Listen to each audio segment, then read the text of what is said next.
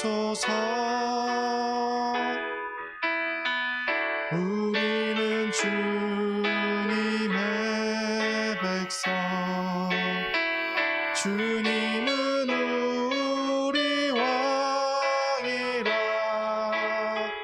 왕이신 예수님 오셔서 좌정하사 다스리소서.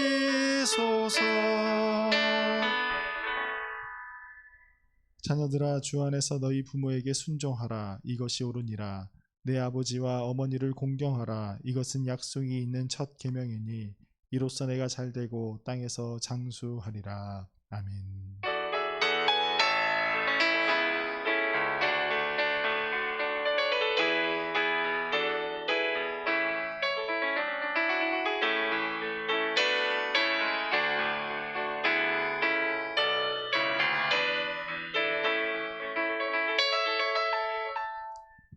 우리의 진정한 부모 되시며 우리를 돌보아 주시는 하나님, 이 시간 주님의 자녀들이 주님 앞에 나와 감사와 경배를 올려드립니다. 하나님의 사랑받는 주님의 자녀들을 주님께서 더욱 사랑하여 주사 이 시간 하나님의 사랑을 충만히 마음에 받아 많은 이들 앞에 사랑받는 주님의 자녀들이 되게 하여 주시옵소서. 예수님의 이름으로 기원하옵나이다. 아멘. 나는 전능하신 아버지 하나님 천지의 창조주를 믿습니다. 나는 그의 유일하신 아들 우리 주 예수 그리스도를 믿습니다. 그는 성령으로 잉태되어 동정녀 마리아에게서 나시고 본디오 빌라도에게 고난을 받아 십자가에 못 박혀 죽으시고 장사된 지 사흘 만에 죽은 자 가운데서 다시 살아나셨으며 하늘에 오르시어 전능하신 아버지 하나님 우편에 앉아 계시다가 거기로부터 살아있는 자와 죽은 자를 심판하러 오십니다. 나는 성령을 믿으며 거룩한 공교회와 성도의 교제와 죄를 용서받는 것과 몸의 부활과 영생을 믿습니다. 아멘. 이 시간 우리가 주님의 이름을 함께 찬양하도록 하겠습니다. 우리에게 모든 축복을 주시는 우리 주님을 소리 높여서 즐겁게 함께 찬양하도록 합니다.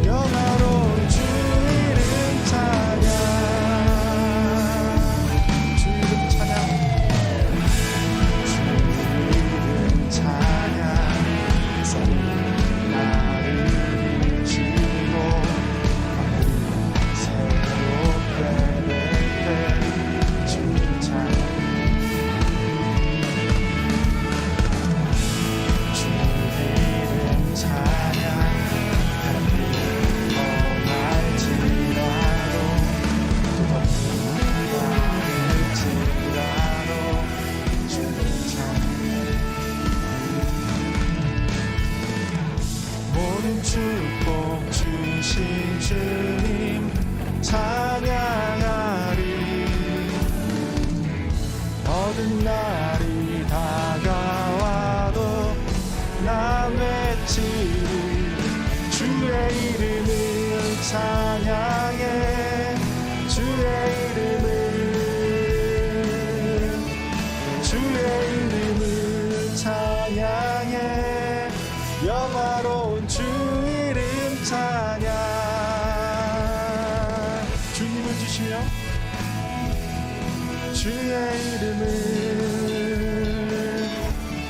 주의 이름을 찬양해. 영화로운 주 이름 찬양. 주님은 주시며 주님은 찾으시네. 내 맘에 하는 말 주 찬양합니다. 주님은 주시며 주님은 찾으시네. 내 맘에 하는 말 주 찬양합니다. 주의 이름을 찬양해. 주의 이름을 찬양해. 영화로운 주 이름 찬양. 주의 이름을 찬양해. 주의 이름을 찬양해. 영화로운 주 이름 찬양.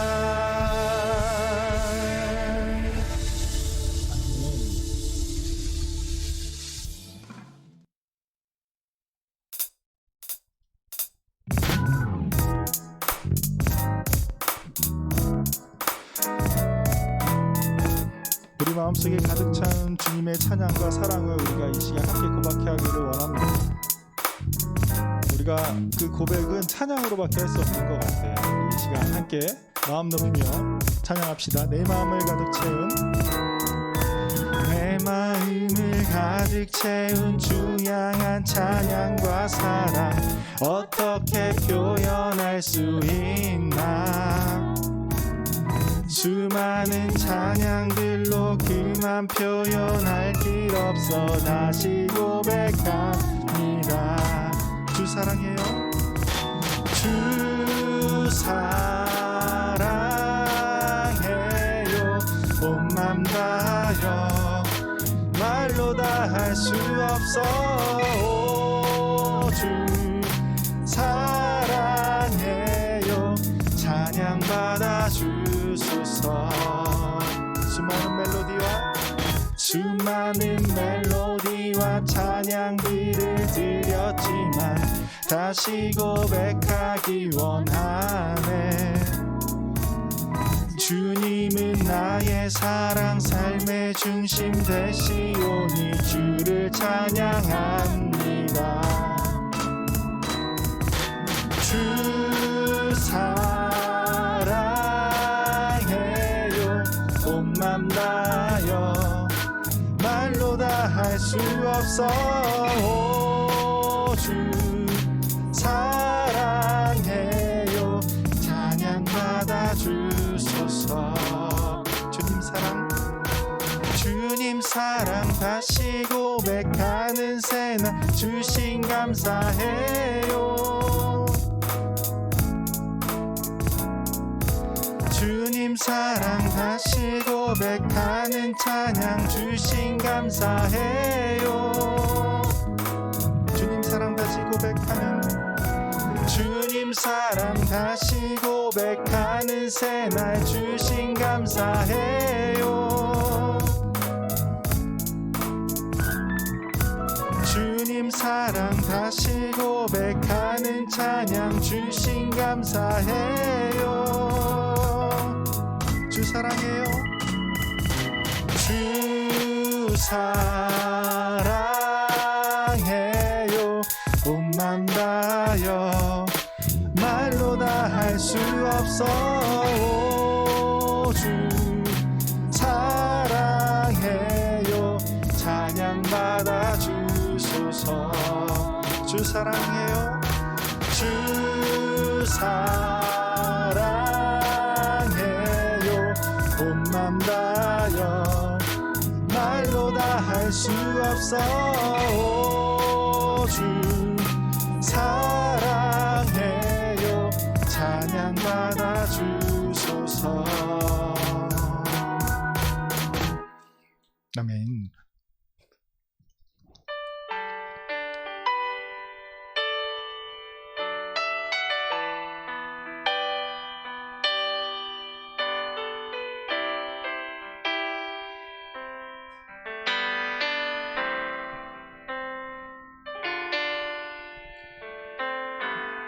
예수 아름다우신 위대하신 주님 부활의 주 어린 양 거룩과 공의 새벽별 같은 나의 구주 모든 하늘 찬양해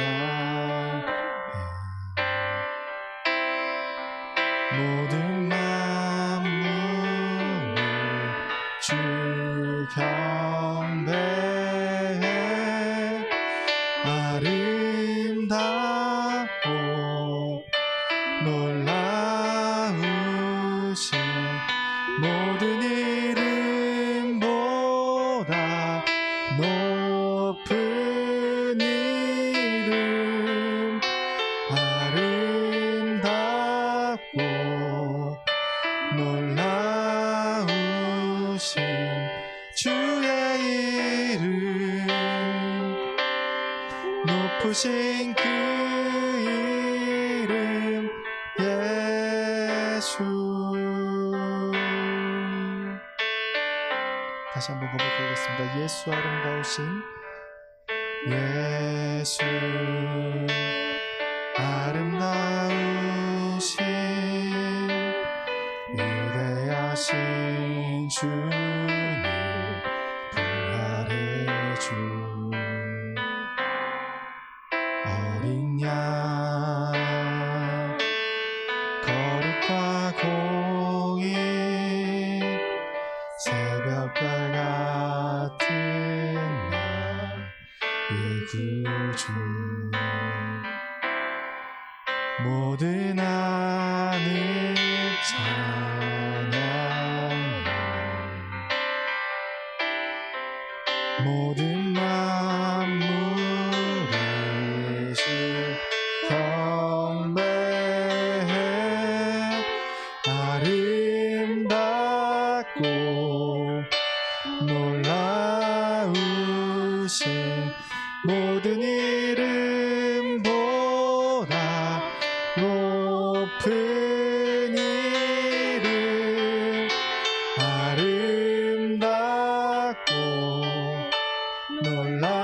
놀라우신 주의 이름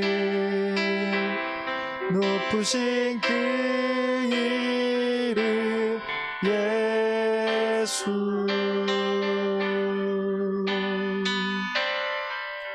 영원히 주 찬양 영원히 주 찬양 주 사랑해요 주 사랑해요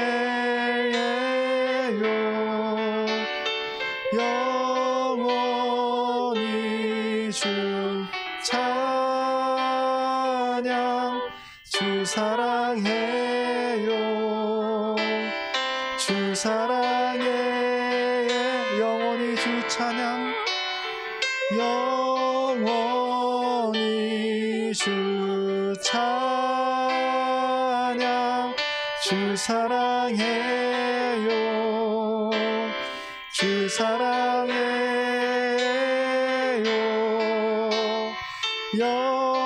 영원히 주 찬양 주 사랑해요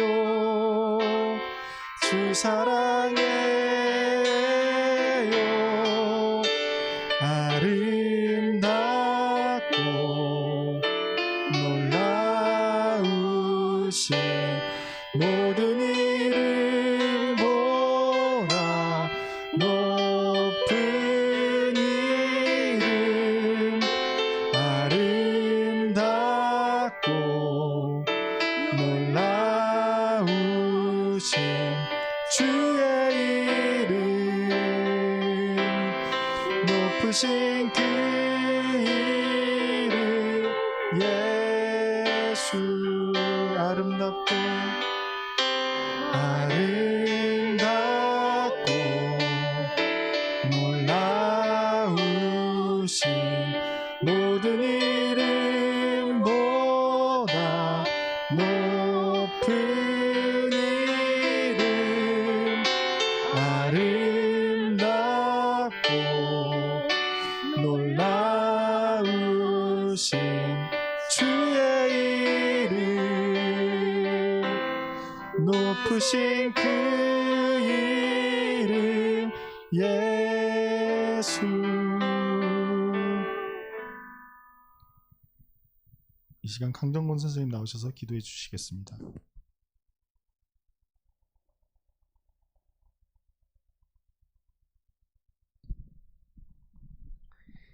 위대하고 광활하신 하나님, 유브라테스에서 땅끝까지 높으신 하나님의 이름을 찬양합니다. 여호와 니스의 하나님, 여호와 라파의 하나님, 전쟁은 하나님께 속한 것이요 이미 예수 그리스도 보혈의 이름으로 승리하고 치유함을 기억합니다. 청소년 시절 하나님을 아는 것이 지식의 근본이요 하나님의 지혜와 지식의 넓은 푸른 창을 가지고 혹 고민과 고뇌, 시련이 닥쳐올 때도 오직 하나님과 교통하는 우리 청소년 이브가 되게 하여 주시옵소서. 그래서 모두가 은혜에 관해서는 주인공이 되게 하시고 사랑에 관해서는 모두가 전도자가 되게 해 주시옵소서. 오늘 말씀을 전하시는 김윤석 목사님의 구령의 열정에 성령님이 함께 하셔서 이 시간이 은혜와 승리와 치유 시간이 되게 하여 주시옵소서. 이 모든 말씀 우리 주 예수 그리스도 이름으로 기도드리옵나이다. 아멘.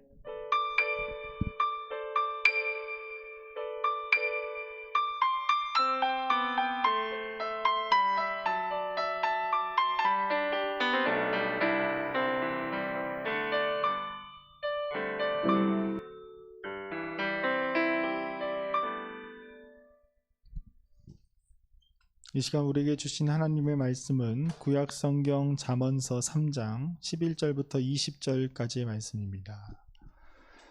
구약성경 잠언서 3장 11절서부터 20절까지의 말씀을 제가 봉독하도록 하겠습니다. 내 아들아, 여호와의 징계를 경히 여기지 말라. 그 꾸지람을 싫어하지 말라. 대저 여호와께서 그 사랑하시는 자를 징계하시기를 마치 아비가 그 기뻐하는 아들을 징계함 같이 하시느니라. 지혜를 얻는 자와 명철을 얻은 자는 복이 있나니 이는 지혜를 얻은 것이 은을 얻은 것보다 낫고 그 이익이 정금보다 나음이니라. 지혜는 진주보다 귀하니 내가 사모하는 모든 것으로도 이에 비교할 수 없도다. 그의 오른손에는 장수가 있고 그의 왼손에는 부귀가 있나니 그 길은 즐거운 길이요 그의 지름길은 다 평강이니라. 지혜는 그 얻은 자에게 생명나무라. 지혜를 가진 자는 복되도다. 여호와께서는 지혜로 땅에 터를 놓으셨으며 명철로 하늘을 견고히 세우셨고 그의 기식으로 깊은 바다를 갈라지게 하셨으며 공중에서 이슬이 내리게 하셨느니라. 아멘.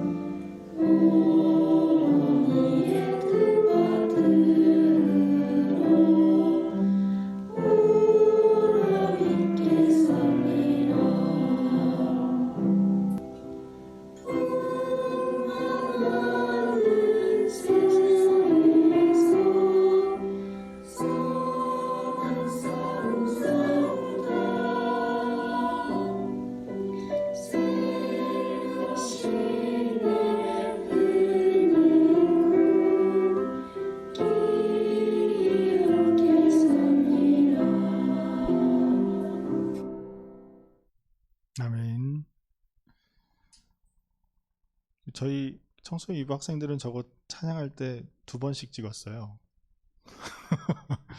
그 파트별로도 한번 부르고 멜로디도 한번 부르고 아주 수고가 많았습니다. 아무튼 어버이 주일이라 청소년 1, 2부 학생들이 이렇게 어버이의 은혜에 기억하며 찬양을 불러주신 거 참 감사드립니다. 여러분, 오늘은 어버이 주일이에요. 어제가 어버이날이었잖아요. 부모님께 여러분의 마음을 담은 무언가를 여러분 좀 드렸나요? 어버이날 하면 생각나는 것 중에 가장 많은 생각을 떠올리게 하는 것이 바로 있죠. 바로 카네이션 꽃입니다. 카네이션의 꽃말은 모정, 사랑, 부인의 애정이라고 해요. 여러분들도 다 카네이션 어제 부모님께 드렸잖아요. 뭐 생화로 드린 사람도 있고 주화로 드린 사람 안 드렸나요? 여러분 눈빛을 보니 몇 명은 안 드린 것 같은데 아무튼 이 카네이션을 우리가 부모님에게 선물하게 된 계기는 1907년 미국 버지니아주에 살고 있었던 안나라는 여성이 살아계신 부모님에게는 빨간 카네이션을, 그리고 돌아가신 부모님에게는 하얀색 카네이션을 선물하였고, 그 하얀색 카네이션을 그 추모 예배 때 교회에 있는 모든 사람들에게 나누어 주는 것을 계기로 이렇게 카네이션을 선물하는 문화가 되었다라고 알려져 있습니다. 그래서 여러분, 부모님에게 무슨 색깔 카네이션을 드려야 돼요? 흰색 드리면 안 되고 빨간색 카네이션을 꼭 드려야 됩니다. 아무튼 여러분들, 이것이 오늘날 우리가 카네이션을 나눠주는 문화가 되었다고 해요. 그런데 사실 우리나라에서도 이렇게 부모님을 위해서 꽃을 준 한 사람이 있었어요. 바로 정조였습니다. 이 조선에 있었던 정조왕은 어머니를 위해서 궁중잔치에서 복숭아꽃 3,000송이를 이렇게 어머니께 드렸다고 해요. 정조가 어머니를 위해서 드린 이 복숭아꽃의 의미는 바로 효와 무병장수를 뜻한다고 합니다. 그래서 여러분들 뭐 구할 수 있으면 복숭아꽃으로 대신 이렇게 드리는 것도 좀 괜찮은 방법인 것 같아요. 이렇게 자식들은 부모님의 부모를 위한 날을 맞이하여서 자신의 효를 보여줍니다. 나를 위해서 헌신하고 희생하신 부모님의 그 사랑을 되짚어 보면서 자신이 할 수 있는 방법으로 감사함을 나타내는 것이 바로 어제 어버이날이었죠. 자식을 향한 부모님의 사랑은 세상 어떤 사랑보다 숭고하고 귀중한 사랑이라 이렇게 말을 해요. 왜 부모님의 사랑이 이렇게 고귀하고 숭고하다라고 말을 할까요? 아마도 그 사랑은 한쪽으로 쏠려 있는 사랑이라 그런 것 같습니다. 부모님과의, 그리고 자식과의 주고받는 사랑이 없음에도 불구하고 자식이 부모님을 향해서 어떤 모진 일을 함에도 불구하고 끝까지 자식을 위해서 감싸주려는 그 마음, 헌신하려는 그 마음, 자식의 조금이라도 피해가 가지 않기 위하는 그 마음이 바로 부모가 아니면 세상에 어떤 누구도 그를 위해서 줄 수 없는 사랑이기 때문에 아마 부모의 사랑은 귀한 사랑이고 숭고한 사랑입니다. 그런데 이렇게 표현을 하여도 우리는 부모님과 어쩔 때는 사이가 좋고 어쩔 때는 별로 사이가 좋지 않지요. 여러분들도 부모님과 사이가 좋을 때가 있고 좋지 않을 때가 있잖아요. 같이 웃으면서 밥 먹을 때가 있고 밥 먹기 싫어하면서 방으로 뛰쳐 들어갈 때가 있는 것처럼, 그럴 때 가끔은 우리는 이런 생각을 하죠. 정말 우리 부모님이 맞나? 여러분, 그런 생각 해본 적 있어요? 우리 부모님은 나를 사랑하지 않으시는 것 같아. 특히 여러분의 나이가 아마 그런 경험을 가장 많이 하고 하는 중인 나이인 것 같아요. 나와 소통이 잘 되지 않는 것으로 말미암아 부모님 또한 여러분을 바라보면서 자식이긴 하지만 참 되게 안 맞는다라고 생각하는 것이고, 여러분 또한 내가 부모님이기 때문에 내가 같이 살아주는 거야 라고 생각을 하면서 아주 날카로운 나를 설 때가 가끔씩 있습니다. 이러한 상황을 한 걸음 뒤에서 바라보면 대부분의 방향성의 문제 때문에 그런 것 같아요. 부모님은 자식이 이러한 방향으로 나아가기를 원하고 이러한 삶을 살기를 원하는데, 자식들은 자신의 방향과 추구하는 삶이 분명히 있기 때문에 그것이 부모님과 다르기 때문에 부모님과의 마찰이 조금 있는 것 같아요. 이렇게 부모와 자식 간의 문제적인 모습은 사실 우리와 하나님과의 문제적인 모습으로도 드러나게 됩니다. 우리는 이러한 방향으로 가고 싶은데 하나님께서는 이 방향이 아닌 다른 방향으로 원하실 때가 있어요. 그래서 우리는 하나님에게 따지기도 하고 하나님을 원망하기도 합니다. 나를 사랑하시는 하나님에 대해서 하나님 정말 나를 사랑하십니까? 라고 의심할 때도 있어요. 그리고 어떨 때에는 우리의 잘못을 낱낱이 밝히시며 우리를 때리시는 그 하나님을 바라보면서 우리가 과연 하나님에게 사랑을 받는 존재가 맞은가 하면서 하나님께 항의하기도 합니다. 이스라엘 백성이 출애굽을 하고 나서 광야에서 생활을 하기 시작했어요. 그때 그들은 출애굽을 했고 애굽을 심판하신 위대하신 하나님, 그 하나님과 그 하나님이 자신들과 함께 하신다는 그들의 마음은 꽤나 든든했을 거예요. 우리가 한번 상상을 해볼까요? 여러분이 백화점에 구경을 갔어요. 근데 백화점에서도 좀 이게 명품관이 있잖아요. 혹시 가본 적 있나요? 으리으리한 명품관들. 그런 데를 가게 되면 이제 구경하고 싶은 마음이 우리에게도 있을 수 있습니다. 그래서 구경하기 위해서 들어가려고 하는데 거기 있는 직원분이 우리를 보면서 얘 너 돈 있니? 여기는 너 같은 애가 들어오는 곳이 아니야 라고 이야기를 한다면 여러분 얼마나 화나겠어요. 나를 뭘로 보고 이 사람이 그러나. 하지만 쇼윈도에 비친 나의 모습을 봤을 때 해진 교복을 입고 해진 신발을 입고 이렇게 모습을 딱 보면 우리가 참 분하지만 어쩔 수 없이 하다면서 이렇게 돌아가야 되는 상황이 올 거예요. 근데 그때 갑자기 동네에 있었던 한 오빠, 아주 잘생긴 오빠가 딱 등장하면서 우리의 손을 딱 부여잡고 매장을 딱 들어갔을 때 직원들이 막 이렇게 인사를 하기 시작하면서 얘 내 동생입니다 라고 이야기를 한다면 그 오빠가 얼마나 멋있어 보이겠어요. 그리고 그 오빠가 지갑에서 카드를 딱 꺼내면서 골드 카드를 딱 꺼내면서 이걸로 사고 싶은 거 다 사 라고 이야기를 한다면 여러분 그 순간이 우리에게 얼마나 기쁜 순간이 되겠습니까?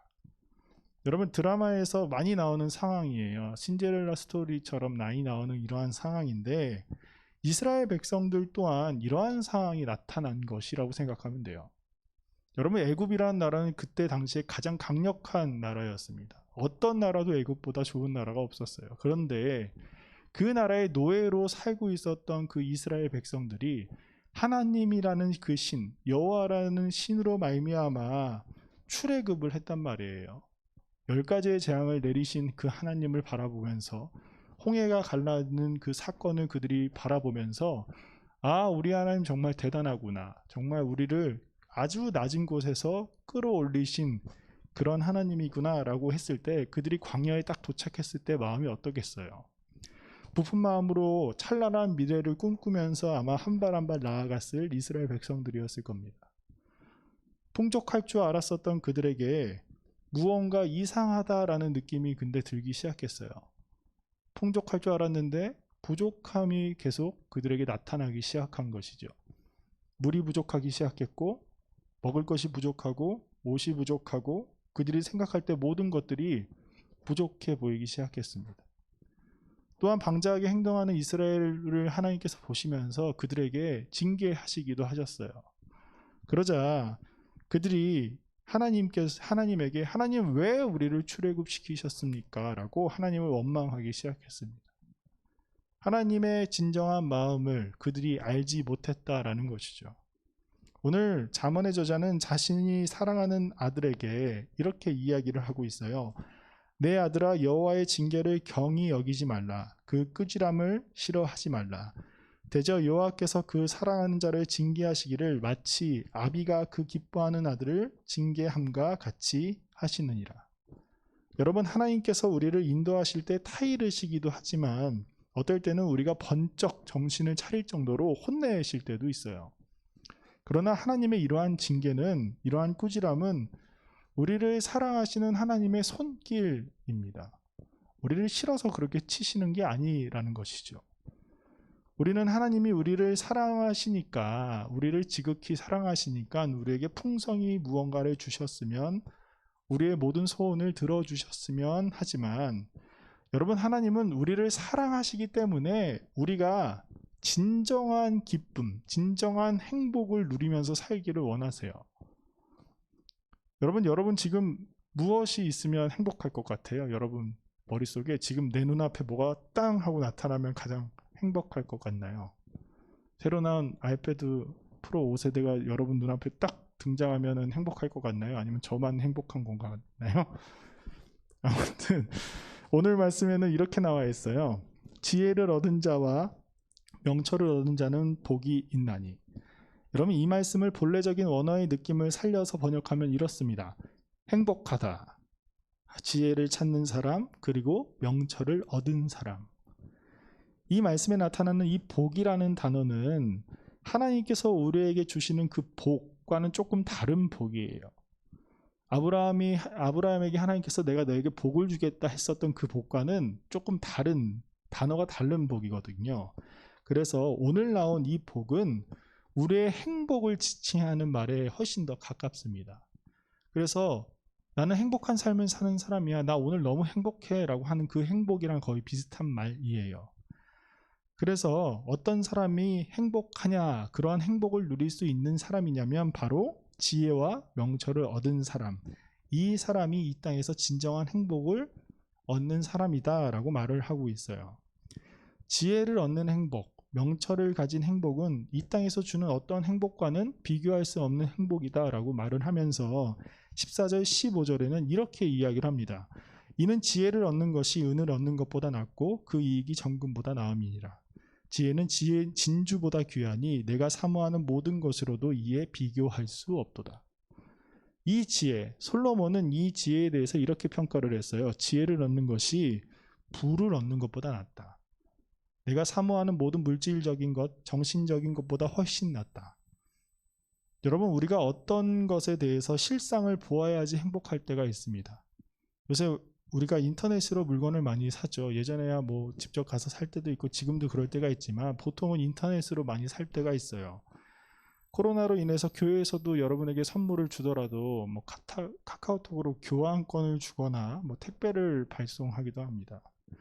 아무튼 우리가 이렇게 인터넷으로 어떤 물건을 보고 사면 우리는 딱 결제했을 때 그 물건을 샀다는 기쁨이 있어요.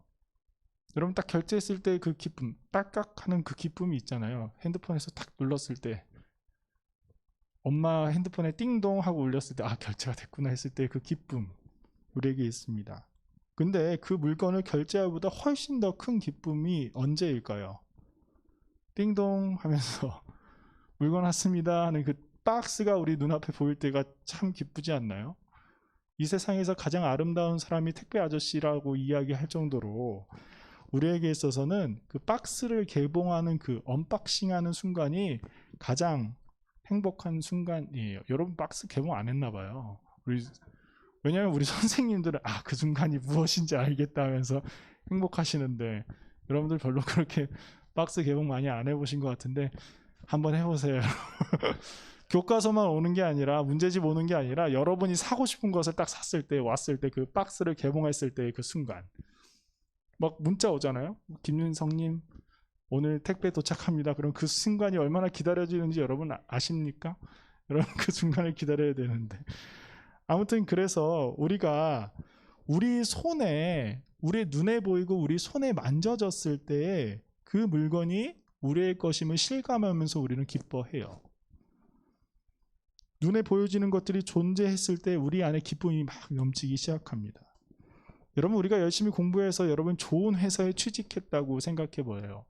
근데 취직했을 때보다 훨씬 더 기쁠 때가 언제냐면 바로 첫 월급이 여러분 통장에 딱 들어왔을 때예요. 그래서 사람들은 소유가 늘어날 때, 은과 금, 진주가 우리 눈앞에 나의 소유로 딱 등장할 때 가장 행복하다고 생각을 합니다.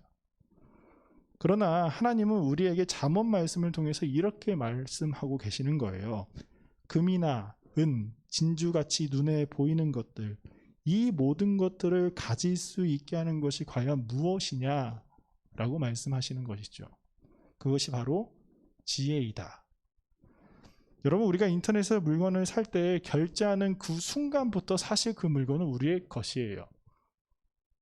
그리고 우리 월급 통장에 찍힌 그 월급을 볼 때의 기쁨은 우리가 그 직장에 들어가서 일을 할 때에만 받을 수 있는 월급이라는 그 사실, 우리가 그 사실을 알아야 하듯이 우리 눈앞에 펼쳐지고 우리가 가지고 싶고 소유하고 싶어하는 그러한 부와 명예와 권력 같은 모든 것들의 원천, 그것을 소유할 수 있게 만드는 힘은 과연 어디에서 오는 것인가? 바로 지혜에서 오는 것임을 우리가 알아야 한다라고 말씀하고 계십니다. 왜냐하면 오늘 16절부터 18절에 이런 말씀이 있어요. 그의 오른손에는 장수가 있고 그의 왼손에는 부귀가 있나니 그 길은 즐거운 길이요 그의 지름길은 다 평강이니라. 지혜는 그 얻은 자에게 생명나무라. 지혜를 가진 자는 복되도다. 여러분, 우리가 가지고 싶어하는 모든 것들이 바로 지혜로부터 시작된다. 우리가 지혜를 얻는 것이 행복을 얻을 수 있는, 우리의 삶의 기쁨을 얻을 수 있는 길이며 심지어 평강의 지름길이다 라고 말씀하고 계세요. 우리가 지혜를 얻음으로 우리는 부유해질 수 있고 우리에게 평화가 찾아옵니다. 그런데 이러한 부유함과 평화가 아주 오랜 시간 동안 지속된다라고 이야기를 해요. 근데 이런 오랜 시간이 어느 정도의 시간이냐면 이 지혜를 생명나무라고 말씀하셨어요. 우리는 지혜로 말미암아 영생할 수 있다, 영원한 생명을 얻을 수 있다라는 의미이죠. 대초에 아담과 하와가 살던 에덴 동산에는 선악과뿐만이 아니라 생명나무가 함께 존재했습니다. 뱀의 유혹으로 넘어간 인간은 하나님과 같이 되고 싶은 욕망으로 말미암아 선악과를 먹게 되죠. 그로 인해서 우리가 반드시 죽을 수밖에 없는 하나님 앞에 죄인으로 살아가게 되었습니다. 그래서 아담과 하와가 에덴에서 쫓겨나게 돼요. 그때에 그 쫓겨난 이유 중에 하나가 바로 이렇게 되어 있어요. 여호와 하나님이 이르시되 보라 이 사람이 선악을 아는 일에 우리 중 하나같이 되었으니 그가 그의 손을 들어 생명나무 열매도 따먹고 영생할까 하노라 하시고, 생명나무가 에덴에 존재했었다는 사실이 바로 이 말씀에 등장하고 있지요. 영원한 생명의 나무, 하나님의 지혜가 이 영원한 생명의 나무이다 라고 말씀하고 계십니다. 우리가 지혜를 우리 안에 품는다면 우리는 영원한 생명을 얻을 것이다 라고 말씀하고 계세요. 그렇다면 이 지혜는 과연 무엇이기 때문에 모든 것의 원천이면서 심지어 생명의 나무라고 불리는 것일까요? 오늘 19절 20절의 말씀입니다. 여호와께서는 지혜로 땅에 터를 놓으셨으며 명철로 하늘을 견고히 세우셨고 그의 지식으로 깊은 바다를 갈라지게 하셨으며 공중에서 이슬이 내리게 하셨느니라. 19절에서 20절 말씀을 보면 하나님께서 태초에 아주 곤고한 곳에 지혜로 말미암아 세상을 창조하셨다라고 말씀하고 계십니다. 하나님께서 태초에 세상을 창조하실 때 우리가 말씀으로 창조하셨다라고 하는데 오늘 잠언은 그 말씀이 바로 지혜이다라고 이야기를 하고 있어요. 이 지혜는 창조의 근원이면서 어둠 가운데서 빛을 밝히는 생명 그 자체이다 라고 말씀하고 있습니다. 근데 여러분, 사도 요한이 요한복음에서 태초의 천지 창조의 사건을 이렇게 기록하고 있어요. 태초의 말씀이 계시니라. 이 말씀이 하나님과 함께 계셨으니 이 말씀은 곧 하나님이시라. 그가 태초에 하나님과 함께 계셨고 만물이 그로 말미암아 지은 바 되었으니 지은 것이 하나도 그가 없이는 된 것이 없느니라. 요한복음 1장에 나오는 이 말씀, 오늘 잠언에 나오는 이 지혜의 말씀과 굉장히 흡사하고 유사하지 않나요? 이 지혜, 우리가 행복할 수 있게 만드는 이 지혜는 우리에게 모든 것을 줄 수 있으며 영원한 생명을 줄 수 있는 이 지혜는 바로 예수 그리스도이시다라는 사실이에요. 너희는 하나님으로부터 나서 그리스도 예수 안에 있고 예수는 하나님으로부터 나와서 우리에게 지혜와 의로움과 거룩함과 구원함이 되셨으니. 여러분, 우리에게 지혜가 되신 예수님, 여러분, 우리가 예수님을 우리 안에 품을 때에 우리가 예수님을 그리스도라고 우리가 구원자를 얻으면서 깨달았을 때에 우리는 이 땅에서 어떤 무엇을 가진 사람보다 행복한 사람이 될 수 있습니다. 우리에게 부요함과 평강이 그리고 영원한 생명이 우리에게 있을 것이에요. 여러분에게 이 말씀이 어떻게 들리시나요? 예수님이 우리의 그리스도가 되실 때에 우리는 이 세상에서 가장 행복한 사람이 될 것이다 라는 이 말씀 말이죠. 제가 말씀 하나를 읽어드리고 오늘 설교를 마치도록 하겠습니다. 이 세상은 그 지혜로 하나님을 알지 못하였습니다. 하나님의 지혜가 그렇게 되도록 한 것입니다. 하나님께서는 어리석게 들리는 설교를 통하여서 믿는 사람들을 구원하시기를 기뻐하신 것입니다. 유대 사람은 기적을 요구하고 그리스 사람은 지혜를 찾으나 우리는 십자가에 달리신 그리스도를 전합니다. 그리스도가 십자가에 달리셨다는 것은 유대 사람에게는 거리낌이요 이방 사람에게는 어리석은 일입니다. 그러나 부르심을 받는 사람에게는 유대 사람이나 그리스 사람에게나 이 그리스도는 하나님의 능력이요 하나님의 지혜입니다. 부르심을 받은 우리 그리스도인들은 예수 그리스도가 능력이며 지혜이며 소망과 행복입니다.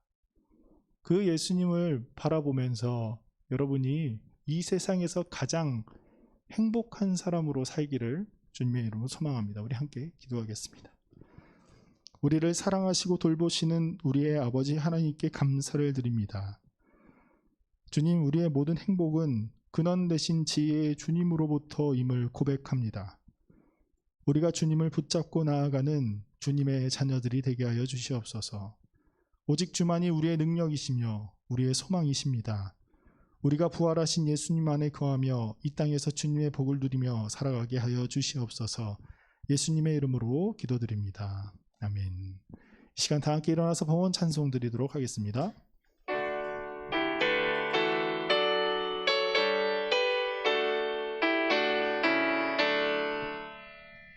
내게 있는 모든 것을 아낌없이 드리네. 사랑하고 의지하며 주만 따라 살리라. 주께 드리네. 주께 드리네. 사랑하는 구주 앞에 모두 드리네. 우리를 사랑하시고 우리를 인도하시는 주님, 변함없는 주님의 사랑에 감사함으로 우리가 주님께 봉헌드립니다. 늘 우리를 바라보시며 좋은 길로 인도하시는 주님의 그 은혜를 우리가 기억하며 주님을 의지하오니 우리를 받아주시고 우리와 동행하여 주시옵소서. 이곳에 모인 주님의 자녀들, 이 땅에서 예수 그리스도의 제자로 성장하기를 원합니다. 우리의 지혜 되시며 우리의 능력 되시는 주님을 바라보며 항상 행복하고 모든 이들에게 사랑을 받으며 또 그 사랑을 전하며 살아가는 우리 청소년 이부 공동체가 되게 하여 주시옵소서. 감사드리며 예수님의 이름으로 기도드립니다. 아멘. 우리 이 시간 함께 기도하고 싶은 제목은 우리 부모님들을 위해서 이 시간 함께 기도했으면 좋겠습니다. 여러분 어제 사랑한다는 말 했어요? 못하겠죠 잘. 저도 전화는 하면서 하지는 않고 끊고 막 그래요. 마음은 있지만 그 되게 어색한 말이잖아요. 근데 우리가 그 어색한 말을 하나님께 다시 올려서 우리 부모님에게 전달해 드렸으면 좋겠습니다. 우리 부모님들을 위해서 항상 그 감사한 마음을 누구나 늘 가지고 있을 거예요. 우리 부모님도 언제나 건강하게 해주시고 또한 우리 부모님들 일하시는 직장이나 어디에서도 항상 어렵지 않게 하나님 늘 동행하여 주시옵소서. 우리 함께 이 시간 기도하도록 하겠습니다. 사랑의 하나님 아버지 감사합니다. 우리를 언제나 돌보시고 우리를 위해서 희생하는 우리 부모님들을 우리에게 주심에 감사를 드립니다. 하나님 아버지, 하나님께서 언제나 우리에게 하나님의 그 사랑을 대신 보여주고자 보내신 우리 부모님들, 그 부모님들을 위해서 이 시간 기도합니다. 하나님 아버지, 우리의 참 부모 되시는 우리가 주님을 바라보며 더욱더 우리 부모님을 사랑하는 주님의 자녀들, 우리 자녀들이 될 수 있도록 주님께서 인도하여 주시옵소서. 우리의 육신의 부모 때문에 말미암아 놀라우신 하나님의 그 사랑을 맛보게 하심에 감사드립니다. 하나님 아버지, 우리가 가정 안에서 자녀의 모습으로 그 역할을 다하면서 우리를 사랑하는 우리 부모님을 더욱더 사랑하는 우리가 되게 하여 주시옵소서.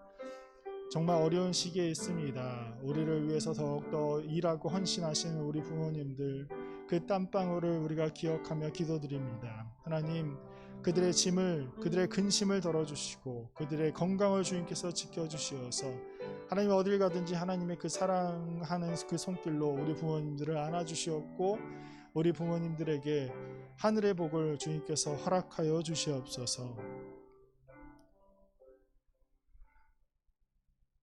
우리를 지으시고 우리를 돌보시는 하나님, 어버이 주일 우리의 참 부모 되시는 하나님을 더욱더 기억하며 여전히 우리를 사랑하시고 돌보시고 감싸시며 치료하시고 풍족히 베풀어 주시는 그 은혜에 감사를 드립니다. 또한 우리에게 육신의 부모를 주시어 하나님의 놀라우신 그 사랑을 맛보게 하심에 감사를 드립니다. 우리의 가정 안에서 우리가 자녀의 모습으로 그 역할을 다하여 우리를 사랑하는 우리 부모를 우리가 더욱더 사랑하게 하여 주시옵소서.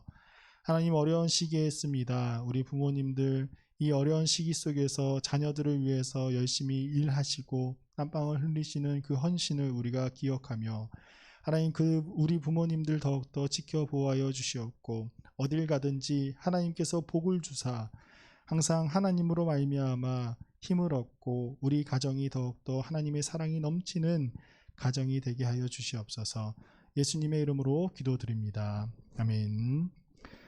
모든 만물의 창조의 근원이시며 지혜이신 우리 주 예수 그리스도의 은혜와 우리의 참 부모 되신 하나님의 사랑과 우리와 늘 함께 하시는 성령님의 교통하심이 지혜의 근본이시며 모든 행복의 근원 되신 예수를 그리스도라 믿고 부르심을 받은 사랑하는 정릉교회 청소년 2부 공동체 머리 위에 이제부터 영원까지 함께 하시기를 간절히 축원하옵나이다. 아멘.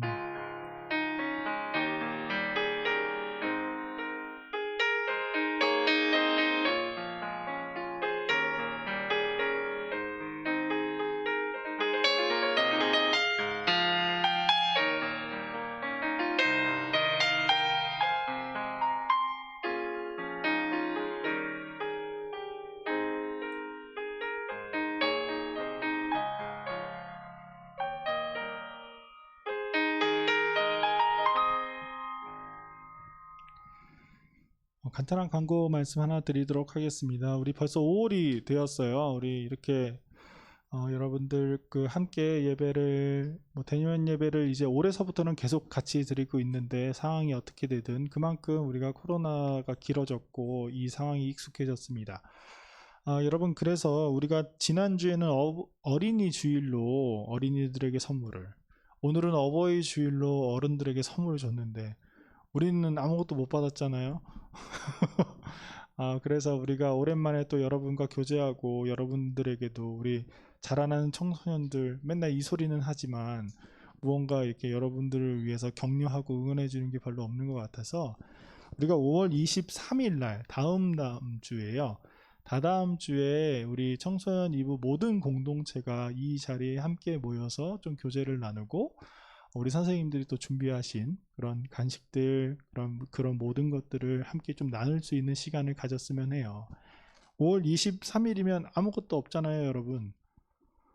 뭐 시험도 끝났고 이제 기말고사도 이제 시작하기에는 너무 이르고 연애 해봐야 요새 그냥 그렇고 친구들이랑 놀러 가도 좀 그렇고 그러니까 여러분들 주일날 우리 이 자리에 모여서 그동안 보지 못했던 친구들도 학교에서 만약 보면 그날은 우리 한번 모이자 하는 데이라고 생각을 하면 될 것 같아요. 그래서 우리 청소년 2부 모든 학생들, 우리 온라인으로 지켜보는 학생들도 어렵지 않은 상황이면 이 자리에 함께 모여서 함께 오랜만에 다시 한번 좀 모일 수 있는 시간이 되기를 원합니다. 우리 선생님들도 여러분들 다 오면 우리가 나가서라도 예배를 드리겠다라고 이야기를 하셨어요. 그래서 여러분들이 이 자리에 함께 모이는 것을 한번 의미를 두고 다음 주에 한번 모이려고 합니다. 그렇다고 다음 주에 안 모이거나 그런 거 아니니까 여러분들 그렇게 하시고 다음 주에도 우리 이 자리에 모여서 함께 예배하도록 하겠습니다. 그럼 여러분 다음 주에도 우리가 이 시간에 함께 하나님을 예배하도록 하겠습니다. 다음 주에 만나겠습니다.